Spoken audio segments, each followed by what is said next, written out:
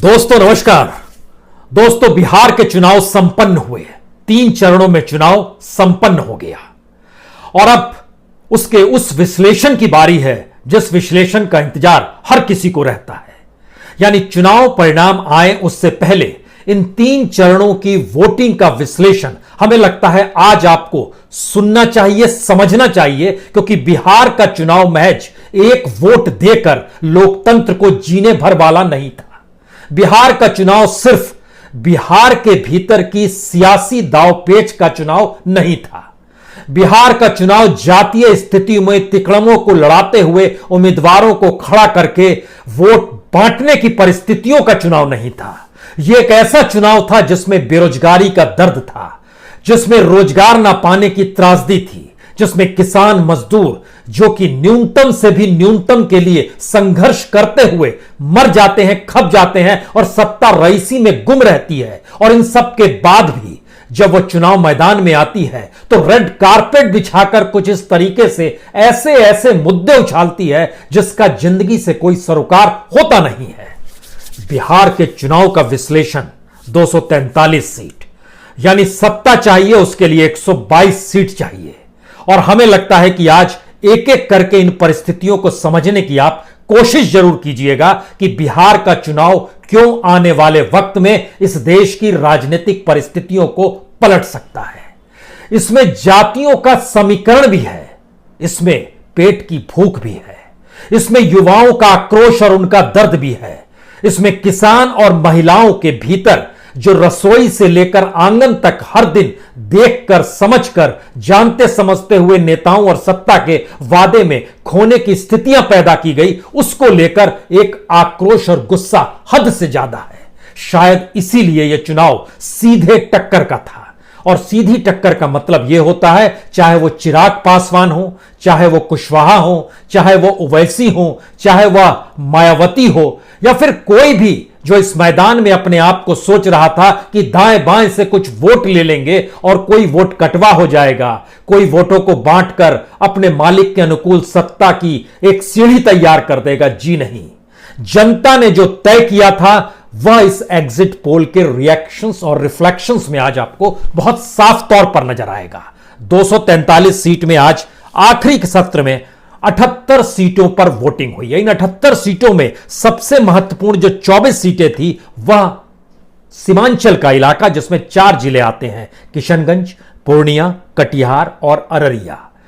आपको जानकर हैरत होगी कि इन 24 सीटों में से 80% सीट महागठबंधन के हिस्से में जा रही है। यह कल्पना के परे है कि एक ऐसी स्थिति यहां पर ओवैसी को भी कुदवा दिया गया, यह कहकर कि दरअसल यह वोट को किसी रूप में बांटेंगे। और जहां पर अल्पसंख्यक समुदाय की तादाद बहुत ज्यादा है, यानी जिलेवार अगर आप समझने की कोशिश करेंगे तो किशनगंज में कहा जाता है कि 70% अल्पसंख्यक समुदाय वहां पर है, अररिया में 42% है, कटिहार में 43% है, पूर्णिया में 38% है। और जब जब धर्म को बीच में ले आया गया, दंगों को बीच में ले आया गया, हिंदू मुस्लिम बंट गया, बीजेपी को इसका लाभ चुनाव में हुआ। इससे इनकार अतीत के पन्नों को पलटते हुए नहीं किया जा सकता है। लेकिन इस बार मामला बिल्कुल अलग था।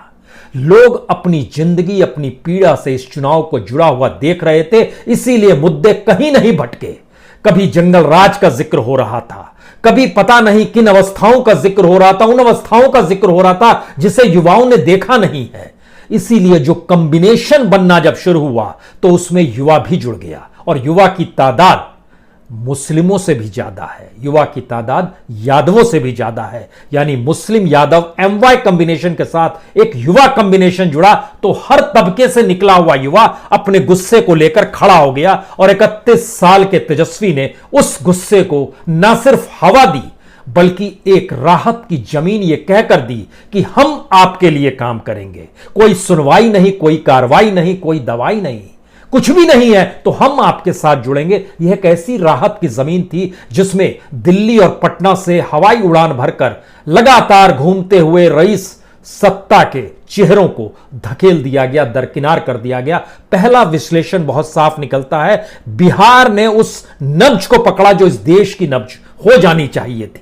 लेकिन बार बार भटक जा रहा है हर राज्य। बिहार नहीं भटका क्योंकि यहां पर अति गरीब लोगों की तादाद बहुत ज्यादा है। बीपीएल परिवार सबसे ज्यादा बिहार में ही है, बेरोजगार सबसे ज्यादा बिहार में ही है, रोजगार की तलाश में घर गांव छोड़कर जाने वालों की सबसे बड़ी संख्या बिहार में ही है। और यह एग्जिट पोल के उस विश्लेषण में सामने उभर कर आ रहा है जिसमें बहुत साफ है कि MY के साथ Y मिलने का मतलब क्या होता है। हम जब इस बात का आपसे जिक्र कर रहे हैं तो आइए जरा इसको सिलसिलेवार तरीके से कुछ और चीजों को समझें। 143 सीट ऐसी है जहां पर यादवों की संख्या प्रभावी है, यानी 10% से ज्यादा है। 113 सीट ऐसी है जहां पर मुस्लिमों की तादाद, अल्पसंख्यक समुदाय की तादाद 10% से ज्यादा यानी प्रभावी है। इन दोनों को जहां मिला दीजिएगा तो बिहार की तकरीबन 83 सीट्स ऐसी है जो कि चुनाव परिणाम को बदल सकती है, अपने अनुकूल कर सकती है। और इसमें जब आप युवा को जोड़ दीजिएगा तो यह बढ़कर 140 सीट हो जाती है। खेल 140 सीट का हुआ है। इसका मतलब है बहुमत का आंकड़ा पीछे छूट रहा है और शायद महागठबंधन आगे निकल रहा है। आप कहेंगे जातियों के भीतर थोड़ा और घुसिए, बिहार का मसला है और घुसिए। ब्राह्मण लगभग 53 सीट्स पर असर डालते हैं, राजपूत लगभग 57 सीट पर असर डालते हैं, भूमियार जो ऊंची जाति से आते हैं लगभग 40 सीट पर असर डालते हैं। इन सभी को अगर कॉम्बिनेशन में भी मिला दीजिएगा कि सभी एक साथ भी हो गए तो भी 60 सीट पार नहीं कर पाते हैं। यानी अपर कास्ट जिसका जिक्र हम कर रहे हैं, याद कीजिए 2015 में क्या हुआ था। 2015 में बीजेपी के पास सीटें कितनी आई थी? 53 सीट्स आई थी। अपर कास्ट एक तरफ हो गया था, लालू और नीतीश एक तरफ हो गए थे। और एक कॉम्बिनेशन बतलाता है कि अगर सारी सीटें इनके पास जा रही है, उसमें अपर कास्ट में ब्राह्मण, राजपूत, भूमियार सब जोड़ रहे हैं, तो 60 सीट से ज्यादा ये बढ़ नहीं सकते हैं। इसमें थोड़ा सा छौंक लगा दीजिए आप नीतीश कुमार का, जो कि कुर्मी से आते हैं, उस जाति को रिप्रेजेंट करते हैं। कुर्मी का प्रभाव 21 सीट पर है। लेकिन फिर नीतीश कुमार कहेंगे हमने महादलित को आप क्यों इग्नोर कर रहे हैं, महादलित को हमने क्रिएट किया। महादलित का 26 सीटों पर प्रभाव है। 21 सीट और 26 सीट यानी 46 सीट। ये अगर वोट दे भी देते हैं 46 सीट में तो जेडीयू 19 सीट जीतती है। 19 सीट यहां जीतती है। और जब अपर कास्ट का सम्मिश्रण उनके साथ होता है तो यह आंकड़ा 30 को पार ही नहीं कर पाता है। तो क्या जेडीयू 30 को पार नहीं कर पाएगा? यह एक दूसरा सवाल निकल कर आया। तीसरा सवाल है जो कुशवाहा है, 40 सीटों पर प्रभाव डालते हैं। यह एक अलग ग्रुप के तौर पर खड़े हो गए थे और इनके साथ ओवैसी भी थे और इनके साथ मायावती भी थी। ये 40 सीटों पर प्रभाव अगर डालते हैं और अगर ट्रायंगुलर स्थिति आ गई जहां पर कुशवाहा भी है, जहां पर नीतीश कुमार भी है, जहां पर आरजेडी भी है, तो फिर चीजें ये आरजेडी के पक्ष में चली जाएंगी। वह कुशवाहा के पक्ष में नहीं जाएगी, वह जेडीयू के पक्ष में भी नहीं जाएगी। जेडीयू को भी कमजोर करेगी और कुशवाहा को भी कोई सीट ले जाने की इजाजत भी नहीं देगी। यानी यह भी लाभ हो गया। चिराग पासवान जिन जगहों पर खड़े थे, वो जिन भूमिकाओं में आते हैं, वो सिर्फ 18 सीट ऐसी है जहां पे ये प्रभावी अपने कास्ट लाइन पे हैं, अपनी जातिगत तौर पर जब ये प्रभावी होंगे इंडिविजुअल लेवल पे। इसमें अगर मिश्रण अपर कास्ट का भी कर दीजिएगा, क्योंकि यह बीजेपी के हनुमान बनकर चल रहे थे, लेकिन हनुमान का गदा प्लास्टिक का था, या जिस बूटी को खोजने निकले थे वो बूटी इसलिए घालमेल हो गई क्योंकि वोट बट रहे थे इनके अपने ही उस राम के जिनके ये हनुमान बने हुए थे। दूसरी तरफ स्थिति अलग थी। इसका मतलब यह हुआ कि यह घालमेल की राजनीति एनडीए समझ नहीं पाई, बीजेपी समझ नहीं पाई कि बिहार को वह इस रूप में नहीं जान पाई। बिहार इस बार डायरेक्ट फाइट के मूड में है, या तो सत्ता है या फिर सामने जिसको गद्दी पर लेकर आना है वो है। कहीं भी उसने ध्यान उधर नहीं किया, इसीलिए ओवैसी को कोई लाभ नहीं हुआ, चिराग को लाभ नहीं हुआ, कुशवाहा को लाभ नहीं हुआ। इन लोगों के ऊपर वोट बहुत कम गया है। सीधी लड़ाई थी, इसलिए परसेंटेज ऑफ वोट भी इस हाइट पे गया है दोनों दिशाओं में कि एक तरफ महागठबंधन 40% से ज्यादा वोट के साथ मैदान में आ गया, 40% के साथ आना, और दूसरी तरफ पैसे एक अंतर आ गया 5% से ज्यादा का। और यह सीटों को तब्दील किस रूप में करता है, इसको हम एक एक जब हिसाब से आपको अगर बताना शुरू करें। आरजेडी 2015 में 80 सीट जीती थी जब वह नीतीश कुमार के साथ थी। इस बार वह 95 सीट के लगभग जीत रही है आरजेडी, यानी 15 सीट का उसको लाभ हो रहा है। बीजेपी 53 सीट जीती थी, लेकिन वह भी 68 सीट तक पहुंच सकती है, 65 से 68 सीट। उसको भी लाभ जो हो रहा है वो लगभग 15 सीट का उसको भी लाभ हो रहा है। 15 सीट नीतीश नहीं, बीजेपी को लाभ हो गया, 15 सीट का आरजेडी को लाभ हो गया, कांग्रेस को भी लाभ हो रहा है। कांग्रेस का खेल बड़ा शानदार है।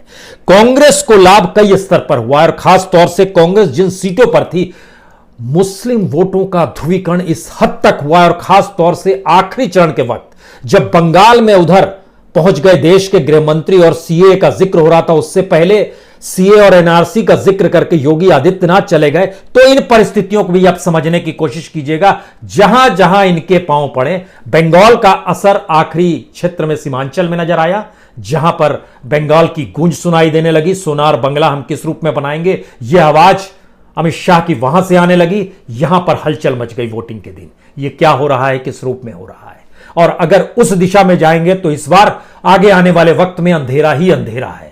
एकजुट हुए और जिन भी सीटों पर खड़ा किया गया था कांग्रेस के उम्मीदवार, उसको थोक में वोट मिले। यानी कांग्रेस का अपना वोट बैंक, माइनॉरिटीज का वोट बैंक एकजुट हो जाना, आरजेडी का वोट बड़ी तादाद में ट्रांसफर हो जाना, यह लगभग 27 से बढ़कर 10 सीटों का लाभ और हो सकता है। यानी 35 से 37 सीट तक कांग्रेस जा सकती है। अब यहीं से सवाल होता है, यह सारी सीटें कहां से आ रही है? यह जेडीयू की सीटें आ रही हैं। जेडीयू का बंटाधार 71 सीट से वो हो सकता है 30 से 35 सीट के भीतर आपको झूलती हुई नजर आएगी। यह जेडीयू की स्थिति, सारी सीटें वहां से ट्रांसफर हो गई। एलजेपी को कोई लाभ नहीं। एलजेपी पिछली बार 2 सीट जीती थी, इस बार मैक्सिमम उसका आंकड़ा 4 को पार नहीं कर पा रहा है, जो एक स्थिति निकल कर आ रही है। अब यहां से सवाल है कि अगर इतनी बड़ी सीटों में चीजें अटक रही थी और इतनी चीजों को पहचान नहीं हो पा रहा था, तो हमको लगता है आपको समझना होगा कितनी बिखरी हुई स्थिति थी बीजेपी के भीतर भी। बीजेपी के भीतर सबसे ज्यादा चुनाव प्रचार कौन किया? नित्यानंद राय ने किया। कितने किए? लगभग 200 से ज्यादा सभाएं की नित्यानंद राय ने। नित्यानंद राय चेहरा नहीं है, चेहरा तो बीजेपी का जब भी जिक्र में आता है तो सुशील मोदी का चेहरा निकल कर आता है। सुशील मोदी ने कितनी